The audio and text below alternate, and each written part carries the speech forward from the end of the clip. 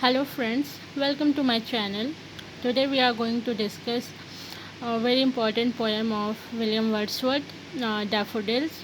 This lyric poem, I Wander Lonely as a Cloud, Daffodils by William Wordsworth is considered to be one of his best poems in modern times. The poet narrates a small incident in which he got an opportunity to see a huge number of daffodils in a valley. The poet The poem consists of four stanzas having 6 lines each.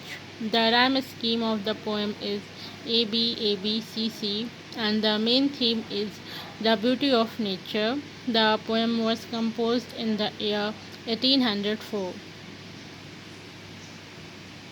In the first stanza, the poet says that he was wandering lonely as a cloud that floats on high over vales and hills. While roaming in the valley, he suddenly sees a host of golden daffodils. The word crowd and host mean a large number of people. Hence, the poet uses personification and attributes the human qualities to daffodils. The poet calls daffodils golden rather than yellow in order to express their majesty and beauty.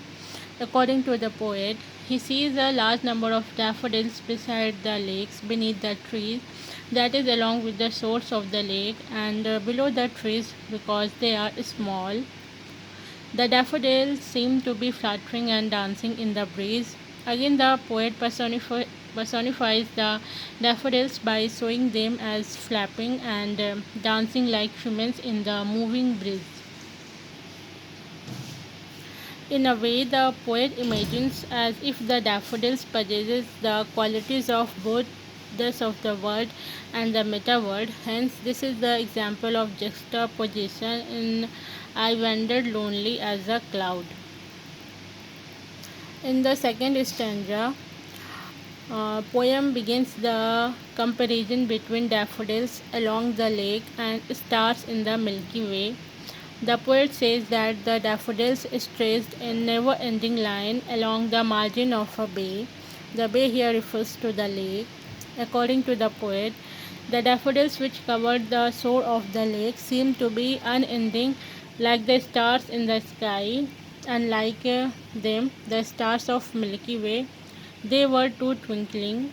The phrase 10,000 saw I at a glance is hyperbole.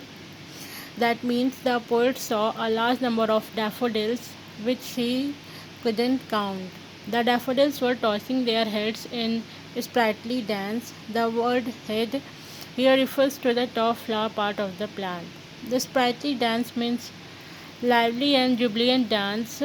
The daffodils were thus moving their heads flowers in a rhythm which looked quite amazing and seemed to the poet as they were dancing.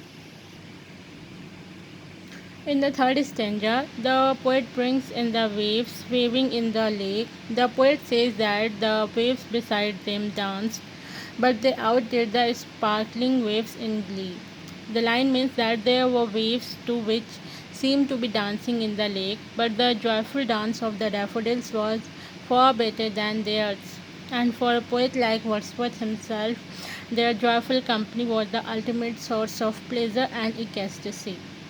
These lines somehow reflect the ideals of the Romantic ages and its theme, return to nature. The ultimate source of joy for the Romantics was nature and its appreciation.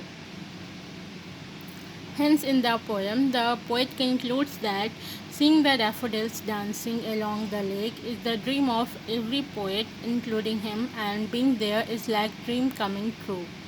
And thus the poet gazed and gazed, that is, kept looking on the daffodils and their dance.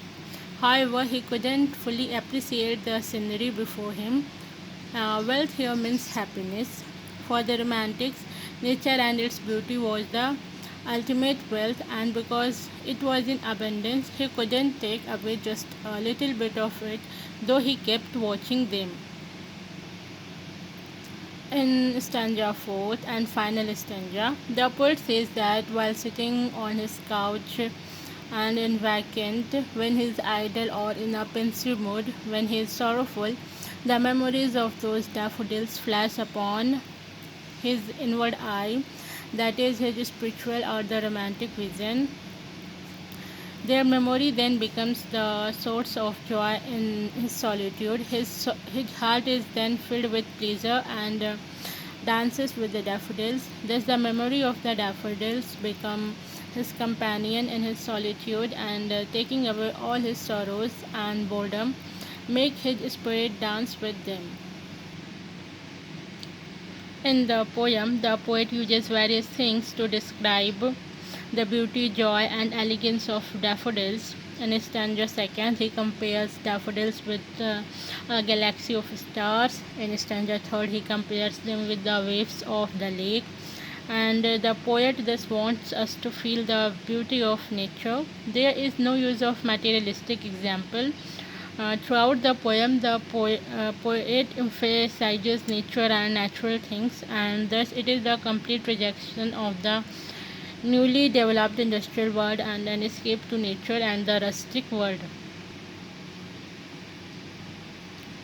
There are poetic devices that has been used in this poem are simile in the line lonely as a cloud and as the stars that shine, hyperbole in 10,000 saw I at a glance and stressed in never ending line, and personification in the line a crowd, a host of golden daffodils dancing in the breeze, tossing their heads in the sprightly dance. Waves beside them danced inward eye. Uh, there are total 24 lines in this poem, and this is a lyrical work. This poem was written in 1804, first published in 1807 in Poems in two volumes, and the revised version was published in 1815. Thanks for watching.